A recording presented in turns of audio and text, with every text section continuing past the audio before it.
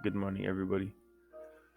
It is 5:25 my time here, Wednesday, December 9th, and today there are a couple of things worth talking about in the crypto markets that I'd like to share with you. Before we start, I'd like to ask you to press the subscribe button if you're not subscribed.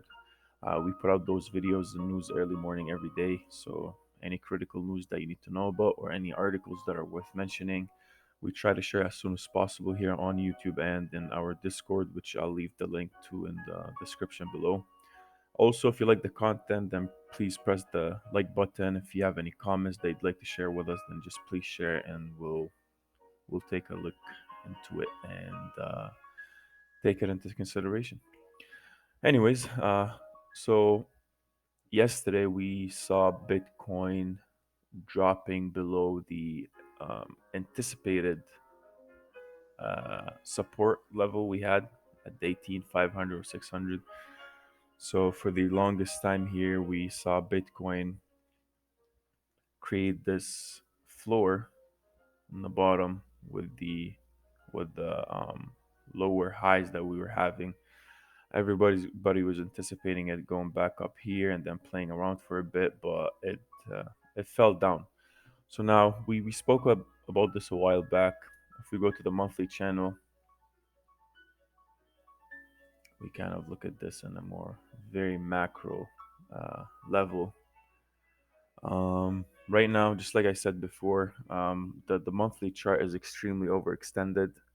It only makes sense for this to drop and only makes sense for it to consolidate. A lot of people got in below the 10K, and a lot of people even got in before the 8K, and some people are accumulating here, right? So not everybody's trying to ride Bitcoin all the way up, but we know that this time we have a lot of corporations that are coming in, and we have a lot of big, smart investors that are coming in and trying to utilize, Bitcoin, blockchain, and all the all these crypto services that we all love. However, some are in it just for the profits, some are in it for the growth, some are in it just for the future. So there's a lot of reasons why people are investing in the crypto markets. But anyway, so for the on the monthly chart, in general, if you look here, there's literally no support whatsoever besides the 14K area.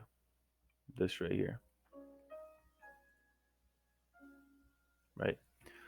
Um, Nothing to support us, no EMAs, no nothing. But this is just on a very macro level. But let's say if we're just everybody's following the monthly chart, then this zone right here, which I will paint in, let's paint it in purple.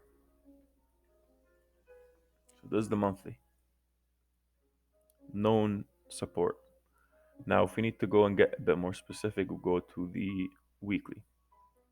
So now on the weekly, if we go back, we notice that we might have some support on this level right here, right? It's a bit more of a first stop if we try to go down.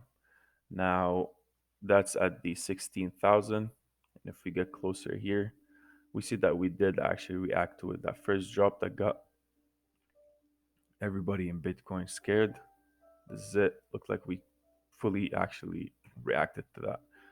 So we can go back here, and I would say that in terms of this area, let's just take this as a support zone. That Bitcoin might fall to, if anything. If we are actually anticipating a fall, which I think we do, but anything can happen again.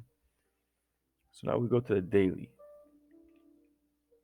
Now on the daily, we see that us going to this level is actually not far away, right?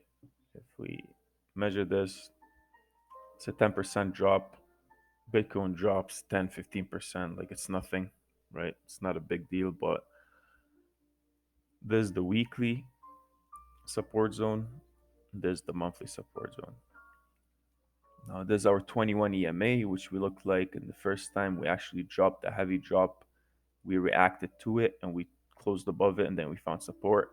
Now we're retesting it again and seeing if is it gonna hold or no. We still have 11 hours and 28 minutes for the day, but if this doesn't hold, then I think the next level is this, the 16K. If this doesn't hold, then it's going back here to the 100 EMA on the daily chart, and this right here is more of a much more recognized support level.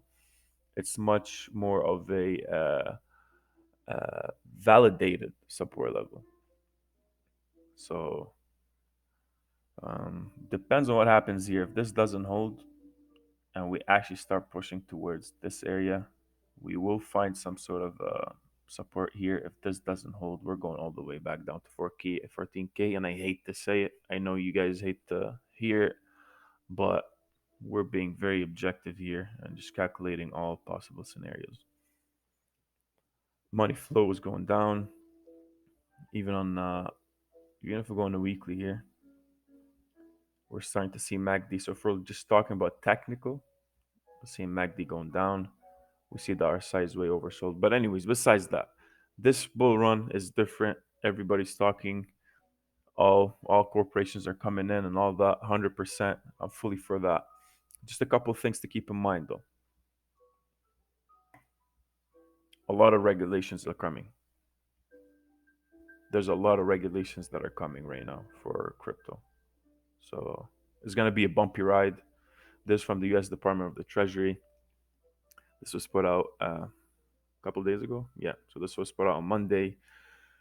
So G7 nations discussing need to regulate crypto assets, says the Treasury Department of the U.S. So finance leaders from the world's largest economies are tackling the future of global crypto asset regulations. The U.S. Treasury says finance ministers and central bank governors from G7 countries, including the US, Canada, France, Germany, Italy, Japan, and the United Kingdom, expressed their strong support for the need to regulate cryptocurrencies and digital assets during the 12th G7 meeting chaired by the US Treasury Secretary Stephen, I can't even pronounce his last name, this year related to the COVID-19 response. And obviously, I mean, there's too much money, and it's these regulations are coming. They're coming in hard because obviously the government needs to have some sort of control over all this. They're not just gonna let us swim on this, endless pool of possibilities and then profits without having some sort of regulations on it. So there's strong support across the G7 and that need to regulate the digital currencies. Stable coins could be the first on the agenda, obviously. At a meeting back in October, the group released a draft report stating that tokens pegged to traditional assets must be closely scrutinized and regulated, of course, because they act as a competitor to the dollar or any other government currency. So that has to go. We can't have a competitor to the dollar. We can't have a competitor to the euro. It just doesn't work. The G7 believes that no stablecoin project should begin operation until the legal, regulatory, and oversight challenges and risks are adequately addressed. Addressing such risk is not necessarily a guarantee of regulatory, I can't say that word, approval for a stablecoin agreement. And this is the readout they put out.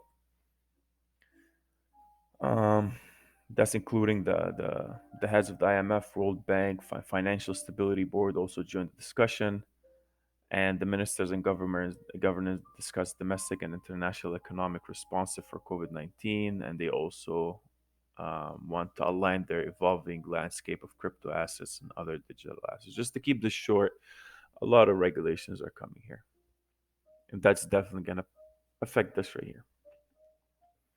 A lot of corporations are coming in, but also there should be a lot of insurance coming in, a lot of risk coming in, and that's something to be anticipated. Anticipate the drop, don't get surprised by it, and I'll leave that up to you to think about. So let me know what you think. Please comment below.